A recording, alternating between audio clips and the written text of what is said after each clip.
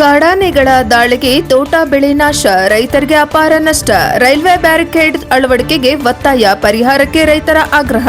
ತರೀಕೆರೆ ಲಿಂಗದಹಳ್ಳಿ ಹೋಬಳಿಯ ನಂದಿಬಟ್ಟಲು, ತಣಿಗೆಬೈಲು, ಹುಣಸೆಬೈಲು, ಜೈಪುರ ಸೇರಿದಂತೆ ಸುತ್ತಮುತ್ತಲಿನ ಗ್ರಾಮಗಳಲ್ಲಿ ಕಾಡಾನೆಗಳ ದಾಳಿ ಹೆಚ್ಚಾಗಿದ್ದು, ಅಡಿಕೆ, ತೆಂಗು, ಕಾಫಿ, ಕಾಳು ಮೆಣಸು, ಮಾವು, ಹಲಸು ಸೇರಿದಂತೆ ವಿವಿಧ ತೋಟದ ಬೆಳೆಗಳು ನಾಶವಾಗುತ್ತಿರುವುದರಿಂದ ರೈತರು ತೀವ್ರ ಸಂಕಷ್ಟಕ್ಕೆ ಸಿಲುಕಿದ್ದಾರೆ.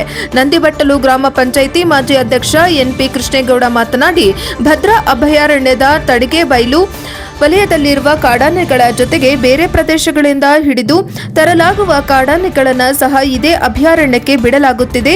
ಇದರಿಂದ ಆನೆಗಳು ಅಭಯಾರಣ್ಯದಿಂದ ಹೊರಬಂದು ರೈತರ ಜಮೀನುಗಳಿಗೆ ನುಗ್ಗಿ ಬೆಳೆಗಳನ್ನು ತಿಂದು ತುಳಿದು ಮರಗಳನ್ನು ಮುರಿದು ಅಪಾರ ಹಾನಿ ಉಂಟು ಮಾಡುತ್ತಿವೆ ಎಂದು ಆರೋಪಿಸಿದರು.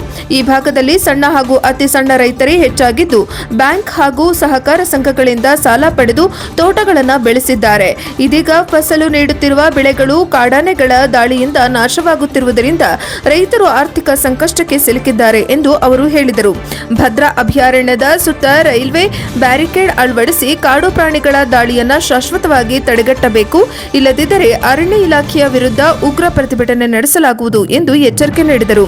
ಇದೇ ವೇಳೆ ನಂದಿಬಟ್ಟಲು ಗ್ರಾಮದ ಸರ್ವೆ ನಂಬರ್ 103ರಲ್ಲಿ ರೈತರಾದ ಸರ್ಸಮ್ಮ ಹಾಗೂ ಮಂಜಪ್ಪ ಅವರಿಗೆ ಸೇರಿದ ಜಮೀನಿನಲ್ಲಿ ಫಸಲು ನೀಡುತ್ತಿದ್ದ ತೆಂಗಿನ ಮರವನ್ನ ಕಾಡಾನೆ ಬುಡ ಸಮೇತ ಕಿತ್ತೊಗೆದಿದ್ದು ಅಪಾರ ನಷ್ಟ ಸಂಭವಿಸಿದೆ.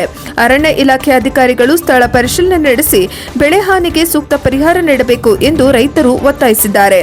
ವರದಿ ಪ್ರದೀಪ್ ಹೆಚಿ, ತರೀಕೆರೆ, NKS TV4.